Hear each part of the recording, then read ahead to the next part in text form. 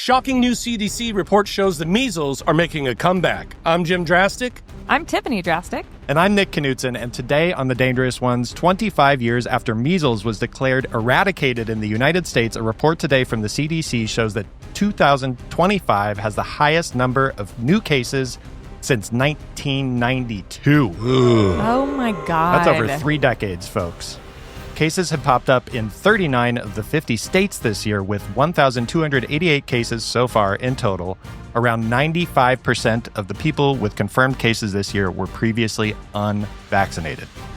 For those of you who don't know, measles is an incredibly contagious disease that spreads through the air. The measles virus can remain in the air for hours after an infected person has left a room, and 90% of unvaccinated people exposed to the disease typically contract it.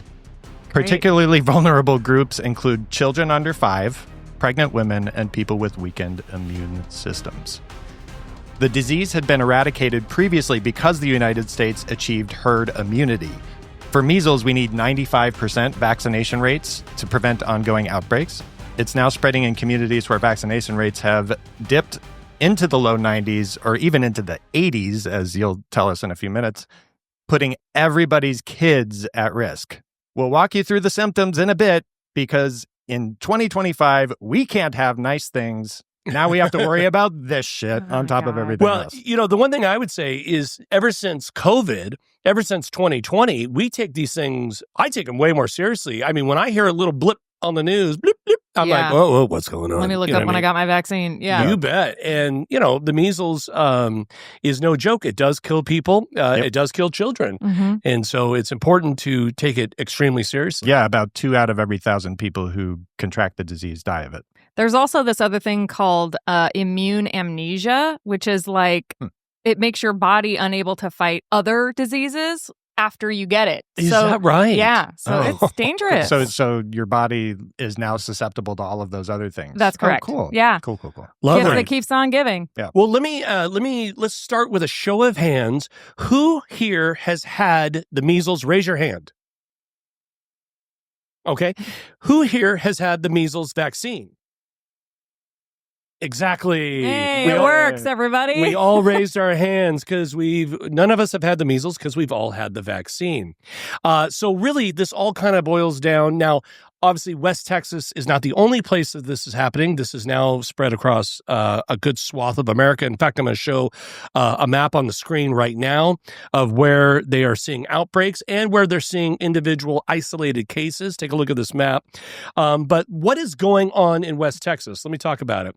The 2025 measles outbreak in the U.S. is being driven largely by a concentrated crisis in West Texas, especially the counties like Gaines, where vaccination rates have plummeted well below herd immunity, like Nick said, 95%. In some West Texas communities, the vaccine rates are as low as 82%, and in certain private schools, even lower, around 40 to 60%. Wow. These dangerously low numbers are paired with exemption rates as high as 18%. What does that mean? Across the country, the national average is 3%, meaning about 3% of school children across the country have a doctor's note saying this child doesn't need to be vaccinated. In West Texas, it's up to 18%, right? In this one little, sections of America, it's 18%. And we'll get to why in a minute. This isn't just a local problem. It's a national public health threat. Once measles takes hold in a region, it doesn't stay put. The virus is highly contagious. It's one of the most highly contagious viruses out there. Yep. And in our mobile, interconnected country, a single outbreak in a low coverage area can quickly see new cases across state lines. And like Nick said, I believe you said, we are now up to 1,250 cases this year, which is off the charts. Yeah. There's only one other year in the last 25 years that has even come close to it. And guess what? It was 2019. Who was president then, Nick? Right. Exactly. So the question really is and so basically that makes West Texas, the Wuhan of the measles. It's kind of the epicenter of where these outbreaks generally are coming from. Yeah. Why is that happening? Why are people in West Texas not getting their vaccination? It's a good question because I was extremely curious. I'm like, well, why is that happening there? Yeah. Especially with this particular vaccine, measles, mumps, rubella. We've been getting it for decades. Everyone's been fine. It's not a new vaccine. It hasn't been changed in any way. It's just... Yeah, that's exactly right. And then you and I had ours in 1975. Nick had his in like 1993. When were you born? No, just kidding. Thanks. So here's the top 4 reasons on why they think it's happening in West Texas. And number 1, wouldn't you know it, misinformation and conspiracy theories. Yeah. Widespread myths about the vaccine safety, like false links to autism or government tracking. Remember that whole shit when they were like, there's a fucking chip in the vaccine? Like a microchip that's going to like track you. Yeah. There's a chip in your back pocket right now. It knows everything you're doing. So first of all, you're hitting the people in West Texas with these conspiracy theories that aren't true. They were meant to scare you. Yeah. Number 2 is religious and cultural beliefs. Conservative religious groups, including the communities, some of them in West Texas, often reject vaccines as unnecessary or contrary to their faith. Number 3, political mistrust and anti-government sentiment in a region known for rugged individualism. And we love that. We love that about Texas. Many view vaccines as government overreach and a threat to personal freedom. And finally, the 4th reason why they think this is happening there is lack of access and infrastructure. Long distances. If you've ever been to West Texas, it is very long, very flat, lots of area in between cities. Limited clinics and scarce public health resources make it hard for some families to get vaccinated, even if they wanted to. I wanted to tell you a very quick story. When I was 15 years old, I ran away from home. My parents were lovely, had nothing to do with them. I was just being a jerk. And anyways, myself and 3 other friends and a dog all piled into a 1969 white Ford Fairlane, 3 on the tree, I'm not even kidding, and drove from Portland, Oregon to where? West Texas. Yes, it's true. Lubbock, Texas. We went through Amarillo, the whole thing, wound up in West Texas in Lubbock. And I have to tell you, from the bottom of my heart, these are some of the nicest human beings on earth. I spent a week and a half there before they shipped me back on a Greyhound. Yeah, shame on you for doing that to your mother. Shame on, oh my God. I can't even in my Maria. heart. Oh my God. My poor mom. I know. They still kept the note that I left when I ran away. They gave it to me later. I can't even read it. It's a whole thing. Good. Yeah. Oh my God. God. But my point was that when I was there, I had never met, people in Portland are fantastic and lovely people, but people in West Texas go out of their way to be extremely nice and cordial and whatnot. So you hate to see this happen to these fine folks. They love their families just like we do. They fight for their families. They would jump in front of a train for their families. Absolutely. It makes me so sad that kids are dying. Yeah. You know? And then, in Texas lately, just been hit with just a bunch of tragedies with Uvalde and now the floods recently. Yeah. It's just terrible stuff. It's horrible. So, folks, we want to make sure that you know what to look for. The truth be told, like we just said, I've never had the measles. I don't really know a lot about the measles other than I know it gives you a rash or something. But Tiffany, can you walk us through what to look for and what to do? Okay, so the signs and symptoms of measles, and sometimes it can be missed because it's cough and runny nose, itchy, watery eyes, red eyes. Sounds familiar. Yeah.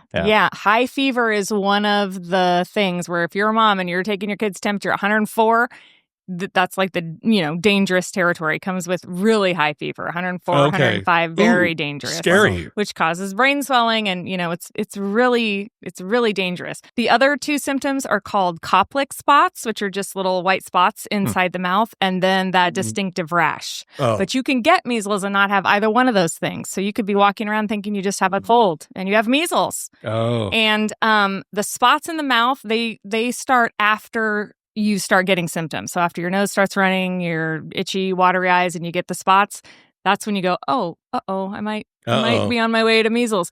The rash starts on the face and the hairline, and then it moves down the body. So if you start noticing any kind of, little spots, and if you start getting little spots up here, call your doctor. That's the first thing to do. Do not immediately go to the hospital because it's advice. So transmissible. So communicable that it's dangerous. So you could be putting other people at risk. Yeah. Wow. Yeah, good. And then I would say, and first and foremost, if you can, please go get vaccinated. Yeah. For Come real. on, please, guys. For real. Hearing about those symptoms and how it can look like a cold, and you could just picture somebody from Lubbock, getting on a plane, coming up to Oregon to hang out, and they bring this disease. And the problem with that is it's not just people who get vaccinated and people who don't get vaccinated. You can't even get the first shot until you're like 6 months old or so. Yeah. So like infants are very, very susceptible to this disease, and you're putting everybody at risk. Yeah. That's a great point. And when you see numbers where there are 40 to 60% of the kids in some schools in West Texas that are not even vaccinated, that's like, if you think about it, that's like every day your child could be sitting next to 60% of the class could possibly have the measles, not know it, and every day you're playing Russian roulette. You know what I mean? It's just scary, scary stuff, folks. And I know that most of our listeners probably already have the vaccination, and we're going to put some information in the description so people can pass that along to other folks. Yeah. The other thing was, with all the cuts to Medicare and Medicaid now, rural hospitals are going to be closing. It's going to be harder to find care. You're going to have to travel further to get it, encountering more people. So it's really important to start paying attention and really start thinking like, do I want to risk my child's life? I don't. Yeah. I got my kids vaccinated when they were very young, never had measles, never been around people with measles because they were all vaccinated. So it's important to think about other people. I know that's a foreign concept to some, but we really need to start taking care of each other. And I would say let's use our social media platforms to spread the message that the vaccine does not cause autism. It does not have a chip in it. And as much as I want to make fun of that, I'm going to step back, because some people believe that kind of stuff. Yeah. We need to use our social medias, and let's not make fun of these people. Let's educate. You know what I mean? And you have to think about where that information's coming from, and the people who are giving it to you do not love this country. They are not on our side. They're trying to break us from within, and that's not sustainable. We need to come together now. We need everybody to get on the stick. You know? And like you said, there could be a bit of a hospital desert. Which could be cropping up after this new budget just came out. And I wouldn't want to find out. I would much rather just protect my child now. Well, and also the reliability of this kind of information coming out of the CDC is going to be suspect in the future because of the sort of top heavy, control coming down from the Trump administration. Absolutely. Loyalists don't really do the work of the people. They do the work of who they're loyal to. So excellent point. Have you had the measles? What is your experience? Do you know folks that are not getting vaccinated? Do you know why? Give us a call, 503-212-4600. That's the People's Hotline. You can call 24 hours a day, 7 days a week, or you can remain anonymous as well. You can also email us at shout@thedangerousones.com. Folks, please like and subscribe this video. Please share this video. Share this video with your friends and your neighbors. Let's get the word out. And if you're listening to us, please give us a 5-star review. And folks, please go follow us right now on Spotify, if you would. Do us a huge favor. Go follow us on Spotify, The Dangerous Ones. If you'd like to support the show, you can do so by going to thedangerousones.com. That'll kick you over to our Substack, where you can become a paid subscriber. Until then, be safe, get into good trouble, and remember, we are all the dangerous ones. Bye. Bye.